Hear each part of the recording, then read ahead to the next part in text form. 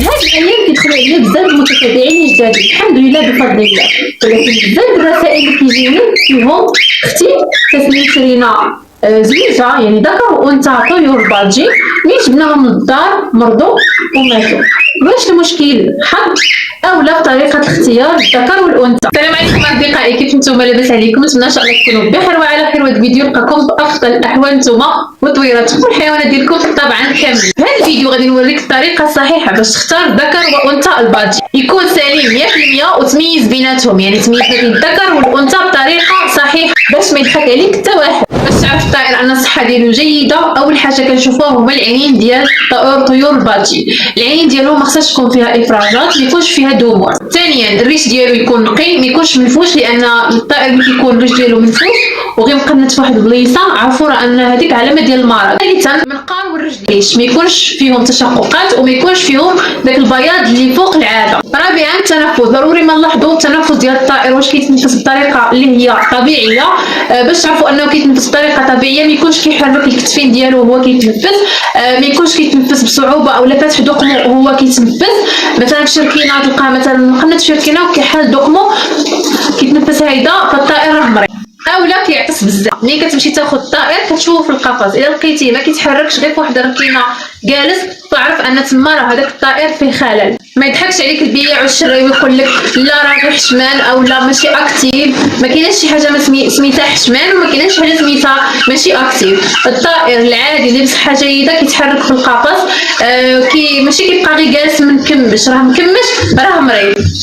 وانت كمبتدئ هاد النصائح غادي يفيدوك مزيان ملي تبغي تشري طائر اللي هو بصحه جيده.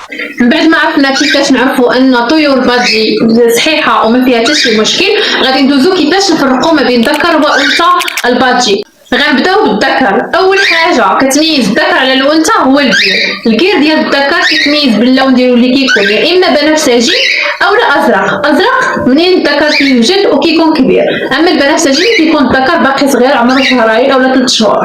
الازرق كيعني ان الذكر راه واجد للتزاوج.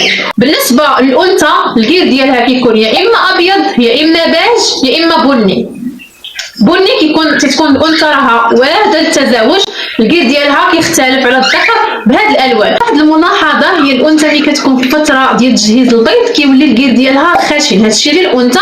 الذكر نورمال ما كيوقع الكير ديالو حتى شي تغيير. ثاني حاجه اللي كيختلفوا فيها هو الغناء. الذكر كيغني كيغرد، بالنسبه للانثى ما كتغنيش، فقط كتعطي واحد الصفيره اللي كتكون خفيفه ماشي بحال الذكر. العمر المناسب باش تشري طائر باجي من 3 شهور حتى 6 شهور. علاش؟ من 3 شهور الفوق كيكون الطائر خرج من المرحله ديال انه كيرفرخ، يعني فات ديك المرحله اللي كتكون صعيبه. ثانيا الصحه ديالو كتكون جيده 100% وكيكون باقي ما وصل للمرحله ديال التزاوج. كتكون انت يلاه بديتي كتعلم بعدا شنو هي التربيه، باقي ما وصلتيش للمرحله ديال البيض والفراخ، يعني كتمشي ايطاب باغ ايطاب. اما الا جيتي نيشان تجيب طائر نيشان تفرخ فراه صعيب بزاف عليك، وتقدر من النهار الاول تنفرو غادي تزاد عليك مسؤوليه اللي انت ما عارفهاش اصلا، انت باقي ما عرفتش شنو هي التربيه، غادي نيشان الفراخ فصعيب بزاف عليك.